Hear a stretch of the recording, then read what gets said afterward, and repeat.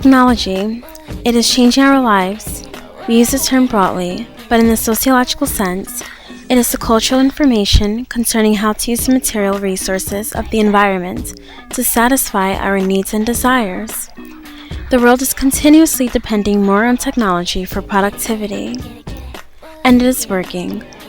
But what is this transition doing to our society?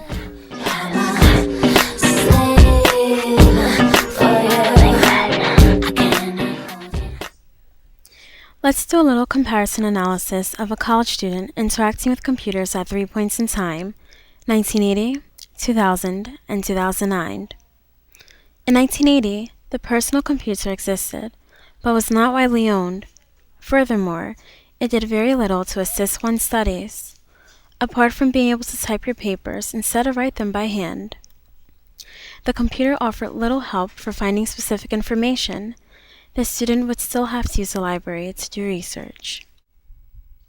Now 2000, by this point, most students had personal computers, and campuses started adding campus-wide wireless networks, and students began to transition to laptops instead of desktops. The use of email and instant messaging software began to dominate personal communications, leaving snail mail in the dust. Dust in the wind.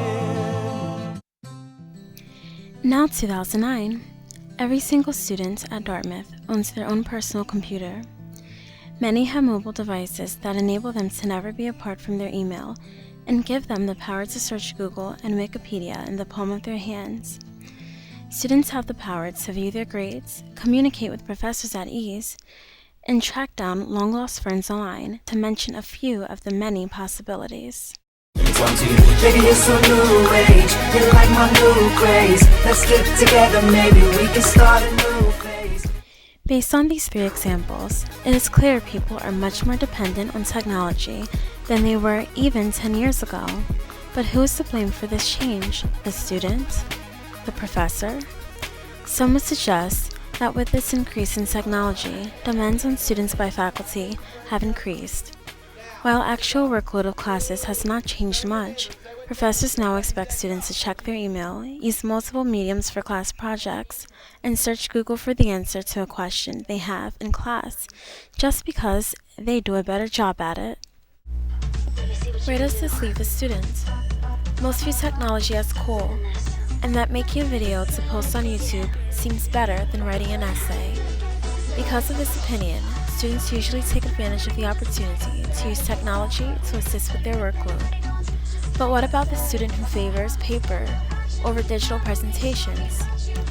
In our post-industrial society, some have been wary of technological innovations and the gradual destruction of the natural world. Despite the social costs, many students adapt to technological innovation because they work more efficiently, putting in less hours for more yield.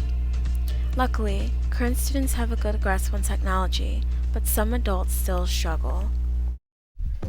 Another important point to consider is how technology has affected what we read.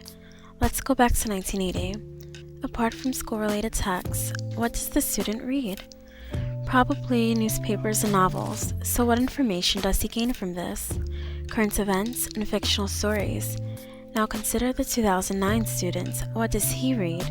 Blogs, online newspaper articles, Wikipedia entries, in addition to magazines and novels, but much less. How do these differences in what we read affect what information we gain? Well, instead of reading a novel, a student may replace that time by aimlessly navigating through Wikipedia. What are the differences in information gained? Whereas the 1980 student now knows a fictional classic, the 2009 student essentially knows the main idea, thanks to SparkNotes. What is the result of this? The result is modern-day students know more varied sets of topics. This raises the bar for what is considered smart. Being smart no longer translates into a high GPA or a 50-page dissertation. Intelligence is equivalent to how informed you are of current events and how easily you transform that information into an applicable source